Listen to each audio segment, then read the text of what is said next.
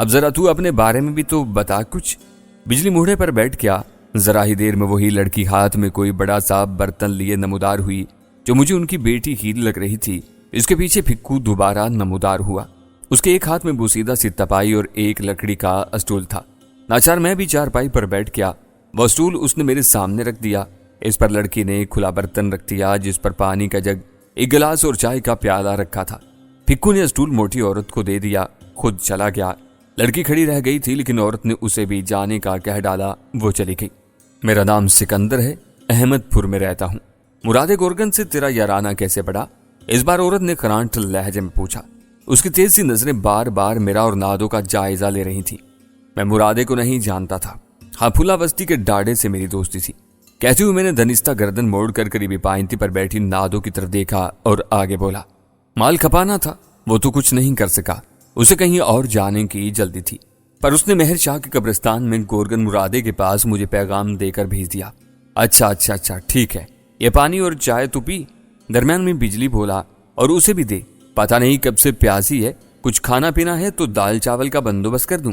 نہیں، اس کی ضرورت نہیں، میں نے منع کر دیا اور کسی برتن کو ہاتھ تک نہیں لگایا۔ رے بجلی، یہ ڈاڈا وہی تو نہیں ہے جو؟ اس کی بیوی جنی مائی نے اپنے شوہر سے کچھ کہنا چاہا، مگر بجلی درمیان میں اس کی بات کاٹ کر ایک دم بولا۔ ہاں وہی ہے، بتایا تو تھا تجھے جنی، وہ بھی اپنا ہی آدمی ہے۔ مجھے صاف لگا کہ جنی نادانستگی یا بے وقوفی میں کچھ آگے بولنا چاہ رہی تھی، مگر بجلی اس کے منہ سے وہ اگلوانے کا خواہ نہیں تھا، اس لیے اس کی بات کاٹ کر اسے خاموش کروا دیا۔ میں نے بھی بظاہر کوئی توجہ نہیں دی اور بولا، کام کی بات کر بجلی، میرے پاس وقت کم ہے، کتنے میں اٹھائے گا یہ مال؟ میں نے نادو کی طرف اشارہ کیا۔ ارے تو ہوا کے گھوڑے پر سوار ہے رے، بجلی ہنسا۔ ایسے کاموں کے لیے ہوا کے گھوڑے پر ہی سواری کرنا پڑتی ہے، آگے بول۔ میں نے بھی ٹھیٹ جرائم پیشہ لوگوں والا کاروباری انداز اپنایا۔ بجلی نادو کی طرف کچھ ایسی ہی وحشت زدہ نظروں سے گھورے جا رہا تھا جیسے کسائی بکری کو دیکھتا ہے۔ جنی بھی کچھ ایسی ہی نگاہوں سے نادو کو گھورتی رہی۔ 30,000 بجلی نے کہا۔ کیا صرف 30,000؟ میں نے اداکاری کی۔ تو اور کتنے لاکھ دوں؟ مجھے بھی جلدی تھی، پر سودے بازی کا انداز اپنانا ضروری تھا تاکہ ہم پر ان دونوں گرگے بارہ دیدہ جوڑے کو شبہ نہ ہو سکے۔ پھر تو نے ابھی تک اس کے بارے میں بھی نہیں بتایا کہ یہ ہے کون، کہاں سے اسے اٹھا لایا ہے، آسان مال ہے یا مشکل؟ اس بار پھر جنی مجھ سے بولی۔ آسان مال ہے، اس کا قسم منشیات بیچتے ہوئے 15 سال کے لیے اندر ہو گیا ہے، پولیس اس کے بھی پیچھے ہے، یہ میرے پاس مدد کو آئی۔ اس کا قسم میرا دوست تھا، اب ختم کر، میں نے کہا۔ اوے بڑا پالا مارا ہے سالے، اپنے ہی دوست کے گھر ہاتھ صاف کر دیا، بجلی خباثت سے بولا۔ پھر وہی فضول باتیں، چل اچھا 35 کر لے اور روپے لا۔ اور ہاں، کہتے ہوئے میں نے یوں کہا جیسے کچھ یاد آیا ہو، مراد کہہ رہا تھا کہ بجلی سے 5,000 بھی لیتے آنا۔ میں نے نادو کے بتائے ہوئے منصوبے کے تاروبود اب آہستہ آہستہ کھینچنا شروع کر دیے تھے۔ 5,000؟ کس بات کے؟ بجلی بولا۔ دونوں ہی میاں بیوی میری بات پر چونکے بغیر نہیں رہ سکے تھے۔ وہ پچھلے مال کے رہ گئے تھے تیرے پاس مرادے کے۔ پچھلا مال؟ بجلی بھویں سکیڑ کر میری طرف گھورنے لگا۔ ہاں وہی، کیا نام بتایا تھا سالے گورگن مرادے نے چھوکری کا؟ ہاں یاد آیا، فائزہ نہیں، فوزیہ۔ اس کے پیسے رہے ہوئے تھے تیرے پاس۔ میں نے کوشش کی تھی کہ اپنے بولنے کا انداز رواں، عام فہم اور پیشہ وارانہ رکھوں، اس میں کامیاب بھی رہا۔ میرا مقصد یہ بات کہہ کر فوزیہ کے بارے میں معلوم کرنا تھا کہ اس کے بارے میں بھی کوئی بات چھڑے تو اس کا سراغ معلوم ہو۔ یوں میں نے اپنے منصوبے کے تابوت پر آخری کیل ٹھونک دی تھی۔ بازی کا آخری درب کا پتا پھینک دیا تھا، پانسے بسات پر گھوم رہے تھے۔ دونوں میاں بیوی ایک دم چونک کر ایک دوسرے کا منہ تکنے لگے۔ اس چھوکری کے تو ہم پورے 20,000 مرادے کو دے چکے تھے، اب کس بات کے وہ خام خواہ 5,000 مانگ رہا ہے؟ بجلی ہر سے بولا اور میرا دل اپنی کامیابی پر بلیوں اچھلنے لگا۔ لیکن ابھی میں کچھ کہنے ہی والا تھا کہ اچانک پھکو بکلایا ہوا اندر داخل ہوا۔ اس کے چہرے سے ہوائیاں اڑ رہی تھی۔ جیجا، پولیس کا چھاپا پڑ گیا، 2-3 گاڑیاں اسی طرف آ رہی ہیں۔ اس نے جیسے ہم سب کی ہی سماعتوں میں دھماکہ کر دیا تھا۔ پولیس کی آمد سے میں اور نادو بھی بری طرح بدکے تھے۔ نادو اب کے واقعی ہر آسان نظر آنے لگی تھی، خود میرے چہرے کا رنگ بھی فک ہو گیا تھا۔ کیا خبر پولیس میری اور نادو ہی کی تلاش میں یہاں آئی ہو؟ ہم بھی تو بہرحال پولیس کو مطلوب تھے اور دشمنوں کو بھی۔ کیا؟ جنی نے اپنے سینے پر ہتھڑ مارا، پھر میری طرف شک کی نگاہ سے گھورتے ہوئے شوہر سے بولی، یہ سب اس کی وجہ سے ہے، یہ پولیس کا مخبر ہے۔ کیا بکواس کر رہی ہے تم آئی؟ میں ایک دم غصے سے بولا، میں خود پریشان ہو گیا ہوں۔ پھر میں نے بجلی کی طرف دیکھ کر گھبرائے ہوئے لہجے میں کہا، بجلی بھائی کچھ کر، مال ساتھ ہے، معاملہ خراب ہو گیا تو سب گئے کام سے۔ ہم سب اپنی اپنی جگہوں سے اٹھ کھڑے ہوئے تھے۔ بجلی اپنی گھاگ اور بھانپتی ہوئی نظروں سے میری طرف دیکھ رہا تھا، اور اس بار چونکہ یہ اداکاری نہیں تھی، کیونکہ ظاہر ہے لا محالہ ہم بھی پولیس سے خائف ہی تھے، اس لیے اس نے فوراً ہی اپنی بیوی کو ہمارے حق میں ٹوک دیا اور پھکو سے بولا، تو ان سب کو ہووت رام کے چوپڑے پر لے جا، اور سن، اسے کہنا کہ فوراً ان 2 چھوکریوں کو بھی گدا گاڑی میں سوار کرا کے نہر پار والے میدان میں لے جائے۔ لیکن میرے پیسے؟ میں نے لالچی پن دکھا کر گویا ڈرامے میں رنگ آمیزی کرنا ضروری سمجھا۔ وہ بھی مل جائیں گے، پہلے ان سسرے پولیس والوں سے تو جان چھڑا لیں۔ بجلی بولا، تم جاؤ، ہووت رام ہوشیار آدمی ہے میرا، تم وہیں اس کے جھونپڑے ہی میں رہنا۔ دونوں چھوکریوں سے بجلی کی کیا مراد ہو سکتی تھی؟ اس بارے میں قابل قیاس بات یہی تھی کہ وہاں اور بھی 2 قیدی لڑکیاں موجود تھیں، اور اس کے خاص ساتھی ہووت رام کے پاس مقید تھی۔ کیا خبر ان دونوں مذکورہ چھوکریوں میں فوزیہ بھی ہو؟ چال جب کامیابی سے ہم کنار ہوتی ہے تو دونوں ہی رخ سے ہوتی ہے۔ میں نادو کا ہاتھ پکڑے بلا دیر پھکو کے پیچھے ہو لیا۔ پھکو مجھے لیے بھاگتا دوڑتا جھونپڑیوں کی عقبی آڑ لیتا ایک جھونپڑے میں پہنچا۔ دروازہ بند تھا۔ اس نے دھکا دے کر دروازے پر لگا چوبی فریم کھول دیا۔ میں اور نادو اس کے ساتھ ہی اندر داخل ہو گئے۔ میرا مصمم ارادہ تھا کہ چاہے کچھ بھی ہو، یہاں مجھے جیسے ہی فوزیہ نظر آئے گی میں اسے لے بھاگوں گا، خواہ اس کے لیے مجھے یہاں بھی 2-3 بندے لٹانے ہی کیوں نہ پڑ جائیں۔ اسکوٹر بھی میں ساتھ ہی لے آیا تھا۔ اندر 2 آدمی موجود تھے، ایک ادھیڑ عمر اور دوسرا قدرے جوان۔ درمیانی عمر کا آدمی صورت ہی سے چٹا ہوا بدمعاش لگتا تھا۔ وہ دونوں سامنے ہی ایک چوبی بینچ پر بیٹھے سگریٹ پھونک رہے تھے، جس کے کثیف دھوئیں کی مخصوص بو بتا رہی تھی کہ وہ چرس تھی۔ ہمیں دیکھتے ہی دونوں اٹھ کھڑے ہوئے۔ ہووت رام، مکھیا نے ہمیں بھیجا ہے یہاں، باہر بستی میں پولیس کا چھاپا پڑ گیا ہے۔ پھکو جوان نظر آنے والے آدمی سے مخاطب ہو کر جلدی جلدی بولا، اور وہ سب اسے کہہ ڈالا جس کی بجلی نے اسے ہدایت کی تھی۔ ساتھ ہی ہمارے بارے میں بھی اسے بتا دیا کہ ہم سودے والے لوگ تھے۔ ان دونوں کے چہرے بھی فک ہو گئے۔ میں تب تک جھونپڑے کا جائزہ لینے لگا۔ میرا دل تیزی سے دھڑ دھڑانے لگا تھا۔ جانے کیا بات تھی کہ مجھے یہاں فوزیہ کے وجود کی خوشبو آتی ہوئی محسوس ہو رہی تھی۔ میرے سیدھے ہاتھ کی طرف ایک گوشہ نما سی کوٹری تھی جس کی چوکھٹ خالی تھی اور اس پر ٹاٹ جھول رہا تھا۔ اوے بابو، تو جلدی سے ریڑا تیار کر، ہووت رام نے اپنے ساتھ حیران و پریشان کھڑے ادھیڑ عمر آدمی سے کہا۔ وہ ترنت باہر کو بھاگا، جبکہ ہووت رام نے اسی خالی چوکھٹ والی کوٹڑی کا رخ کیا۔ میرے اندر سنسناہٹ ہونے لگی۔ وہ شاید اندر مقید ان دونوں چھوکریوں کو لینے گیا تھا جن کے بارے میں بجلی نے ہدایت دے کر پھکو کو یہاں بھیجا تھا۔ میرا جی چاہا میں بھی دیوانہ وار ہووت رام کے پیچھے کوٹڑی میں گھس جاؤں اور فوزیہ کو نکال کر دوڑ پڑوں، لیکن بڑی مشکل سے میں نے خود کو اپنے اس ارادے سے باز رکھا، کیونکہ کام تو ویسے ہی ہو رہا تھا۔ جلد بازی بنا بنایا کام بگاڑ سکتی تھی۔ میری منتظر نظریں کوٹڑی کی خالی چوکھٹ پر لگی ہوئی تھی۔ اس وقت میرے دل و دماغ کی عجیب کیفیت ہو رہی تھی۔ میرا دل رک رک کر دھڑکنے لگا۔ ہووت رام ان 2 مذکورہ لڑکیوں کو لے کر کسی بھی وقت اندر سے برآمد ہونے والا تھا، جنہیں یہاں یرغمال بنا کر رکھا گیا تھا، اور میرا دل چیخ چیخ کر کہہ رہا تھا کہ ان میں ایک ضرور فوزیہ بھی شامل تھی۔ اسی وقت ہووت رام 2 لڑکیوں کو دبوچے اندر سے برآمد ہوا، اور اگلے ہی لمحے جیسے میرا رک رک کر دھڑکتا دل یکلخت تھم گیا۔ پل کے پل مجھے یوں لگا کہ اب مجھے ماں سوائے ایک ہی ہستی کے اور کچھ دکھائی نہیں دے رہا۔ کائنات جیسے میرے لیے رک گئی ہو، وقت کو موت آ گئی ہو، ارد گرد کا منظر اوجل ہو کر صرف 2 وجود کا عکس پیش کرنے لگا ہو، ایک میرا اور ایک فوزیہ کا۔ ہاں، وہ فوزیہ ہی تھی، میری فوزیہ، میری پہلی اور آخری محبت، وہی فوزیہ جسے میں نے دل و جان سے چاہا تھا اور جس کی میں نے پرستش کی تھی۔ اس کی کھوج اور تلاش کے لیے میں اپنی ذات کو مٹا دینے پر تلا ہوا تھا، جس کے حصول کی خاطر میں دیوانہ وار آگ میں بھی کود سکتا تھا۔ میں جیسے ہوش و حواس ہی کھو بیٹھا تھا۔ ہاں، وہ واقعی وہی تھی۔ پھر یہی وہ وقت تھا جب اچانک مجھے کسی نے زور سے ٹہوکا دیا، یوں جیسے مجھے سخت کی حالت میں جگا دیا گیا ہو۔ ہوش و خرد کا یارہ پاتے ہی مجھے اپنی دم بخود سی سماعتوں میں نادوں کی تیز سی سرگوشی سنائی دی۔ سہراب، ہوش کر، یہ وقت ڈوبنے کا نہیں ہے۔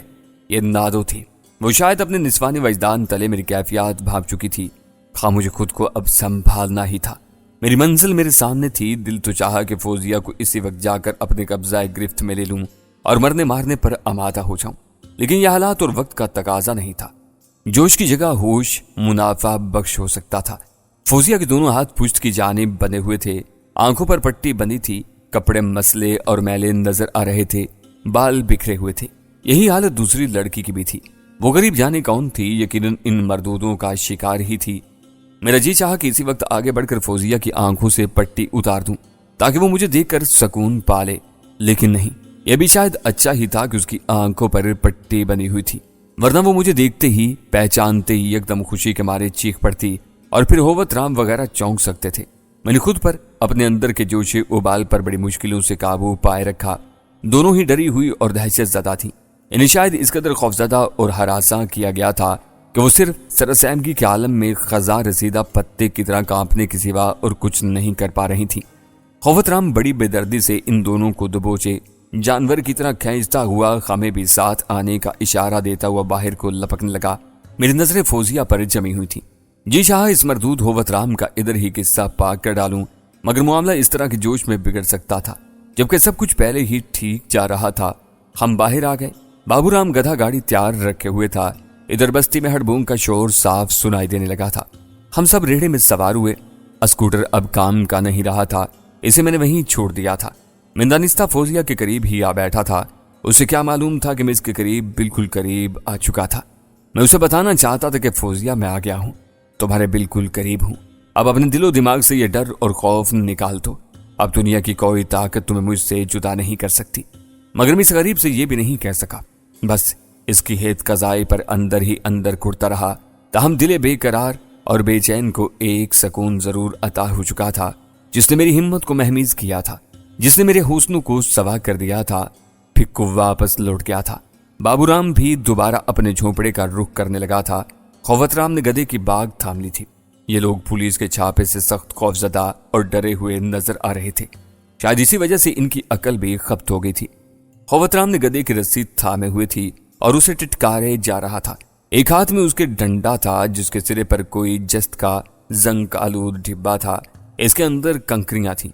वो जब इसे गधे की पुश्त पर मारता तो वो जोर से डिब्बे के अंदर बजने लगती, जिसके बाद गधा घबराकर मजीद दौड़ने लगता। जल्दी हम नहर के पार कदर नशीब में आ गए।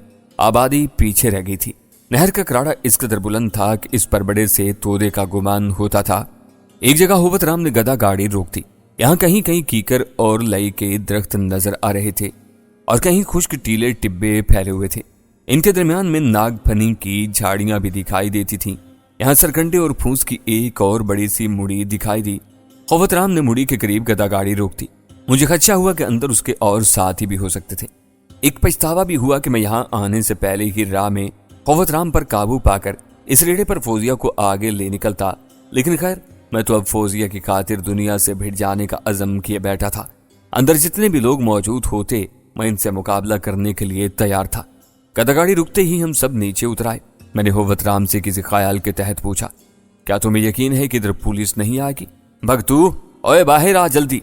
मेरी बात का जवाब देने के बजाय उसने मुड़ी की तरफ मुंह करके हाँक लगाई और फिर मुख्तसरन कहा, नहीं। जरा देर बाद ही एक काला सा मोटा आदमी टाट के झूलते पे बंदज़दा पर्दे को हटाकर नमूदार हुआ। हम पर नजर पड़ते ही वो चौंक सा गया। फिर होवत राम से बोला, जो गधे की रस्सी को एक छप्पर के बदनुमा बांध से बांध चुका था, खैरियत तो है भैया? ये सब क्या है? ये कौन लोग आए? उसका इशारा मेरी और नादो की तरफ था। मैं भी उसका बगौर जायजा लेने में महर था और कभी उसके अक्ल में मुड़ी के झूलते टाट की तरफ देख लेता कि शायद इसका कोई और साथी अंदर से नमूदार हो। कोई खैरियत वैरियत नहीं है भक्तू, वो इसके पास आकर बोला। फिर एक नजर मुझ पर डाली और दोबारा भक्तू से अंदर की जानिब चलने का इशारा करते हुए बोला, इधर पुलिस आ गई थी, मुखिया ने इधर भेज दिया हमें, सौदे वाली पार्टी है ये। आखिर में उसने मेरी तरफ इशारा किया था। हम अंदर आ गए। मैंने इत्मीनान की सांस ली। इन दोनों के अलावा अंदर और कोई नहीं था। वो लोग फौजिया और इसके साथ ही लड़की को भी अंदर ले आए थे। नादो भी साथ थी। मुड़ी अंदर से कुशादा थी। वजह यही थी कि इसमें कोई खोशड़ी कमरा नहीं था। 2 खरी और चलंगा सी चारपाइयां दाएं बाएं धरी पड़ी थीं। पानी का मटका था, जस्त का कटोरा, एक कोने में स्याही माइल ईंटों का चूल्हा बना हुआ था और उस पर हांडी थी। आग बुझी हुई थी। कुछ गंदे बर्तन इधर उधर बिखरे पड़े थे। गर्मी थी, ताहम हवा का गुजर था जो कभी गर्म और कभी मामूल की महसूस होती। एक बड़ा सा पेडिस्टल फैन गुजारे लायक रफ्तार से चल रहा था। 2 पीढ़ियां थीं। हम खड़े रहे। मेरे पास वक्त कम था। मैं फौरन हरकत में आ गया। सबसे पहले बिजली किसी तेजी से एक खड़ी हथेली का वार होवत राम की सूखी गर्दन पर किया। वो आवाज निकाले बगैर ढेर हो गया। भक्तू की आंखें फैल गईं। फिर यकलक जैसे उससे होश आया और वो करीब रखे हुए एक मोटे डंडे को उठाने के लिए लपका तो मैंने शिकारी चीते की तरह उस पर जस्त लगाई। उसे रकेतता हुआ फर्श पर आ रहा और वह डंडा भी उचक लिया। मैंने एक ही बार उस बदबख्त की पेशानी पर करके उसे भी ढेर कर दिया। नादो जैसी मेरी फतेह की मुंतजिर थी, उसने फौरन आगे बढ़कर फौजिया के दोनों हाथ खोल दिए और उसकी आंखों से बंधी हुई पट्टी भी खोलकर उतार फेंकी। फिर दूसरी लड़की की जाने पड़ी। सोहराब, फौजिया मुझे देखते ही चीख पड़ी और बेख्तियार मेरी जानिब लपकी। मैं खुद दीवाना वार अंदाज में उसकी तरफ बढ़ा था और फिर हम दोनों यूं एक दूसरे के साथ लिपट गए जैसे बरसों के बिछड़े हुए हों। हमने एक दूसरे को इस तरह भींच लिया था जैसे अब सारी जिंदगी इस तरह बिता देना चाहते हों। अग्गे टुरंदी सोचो ए वक्त अग्गे बोता मिलसी। नादो ने एकदम अपने मखसूस पंजाबी सराय के लहजे में हमसे कहा। अब न जाने उसने शरारतन कहा था या रवा रवि में, बहरहाल उसकी बात गलत नहीं थी। हम दोनों धीरे से अलग हुए। वो लड़की भी हमें हैरानी से तके जा रही थी। माहौल को देखकर बात उसकी समझ में किसी हद तक आने लगी थी कि सूरत हाल बदल चुकी है। नादो ने भी उसे कुछ समझा दिया था। फौजिया राहिला कहाँ है? मैंने जरा ठहर कर उससे पूछा। मुझे उसका कुछ पता नहीं, फौजिया दुखी लहजे में बोली। मैंने होंठ भींच लिए, फिर पूछा, तुमसे वो कब और कहाँ बिछड़ी थी और कैसे? ये बहुत लंबी कहानी है सोहराब, किसी जगह बैठकर बता दूंगी। इस वक्त मेरा अपना ज़हन। ओके, मैंने जल्दी से कहा। इसके बाद हम तेजी से बाहर निकले। मैंने गधे की रस्सी खोली, वो तीनों सवार हुई। मैं भी जल्दी से चोबी तख्ते पर गधे की रस्सियां थामे बैठ गया। डंडा उठाया और फिजा में थोड़ा खड़काकर गधे को टिटकारा। ये छंछना मत बजा, गधा अड़ियल नहीं, दौड़ाता जा इसे, नादो बोली। मैंने ऐसा ही किया। डंडा एक तरफ रख दिया। गधा गाड़ी चलाने का ये मेरा जिंदगी में पहला ही तजर्बा था। चलना किधर है? मुझे आगे का रास्ता मालूम नहीं, मैंने कदरे परेशानी से कहा। रास्ता तो यहाँ का मुझे भी नहीं पता, नादो बेबसी से बोली। मैं बताती हूँ, इस तरफ को ले लो, वो सामने कच्ची खो है, इससे दाएं जानिब एक कच्चा देहाती रास्ता है, इस पर ले लेना, लड़की ने अचानक कहा। तुम फिर इस तरफ आ जाओ, मैंने उससे कहा। वो खिसक कर मेरे करीब आ बैठी। फौजिया मेरी पुश्त से लगी बैठी थी, नादो उसके सामने बैठी थी। मैंने गधा गाड़ी दौड़ा दी। कच्चा खो करीब आ गया। वहां से टेढ़ा मेढ़ा नापुख्ता रास्ता दिखाई दिया। मैंने इस राह पर गधा गाड़ी डाल दी। लड़की फौजिया ही की हम उम्र थी, जिसने अपना नाम बबली बताया था। वो वाजबी सी शक्ल की देहाती लड़की थी। रंगनमी था और बोटा सा कद। अब पता नहीं ये इसका निक नेम था या असल, मुझे से कोई सरोकार नहीं था। पूछने पर उसने आगे बताया कि वो बस्ती मिट्ठन की रहने वाली है, जो कच्चा सादिकाबाद रोड और एक बड़ी सी नहर के किनारे के करीब जमालुद्दीन वाली की हदूद में वाक़ है। सादिकाबाद से लेकर ये इलाका जिला रहीम यार खां में आते थे।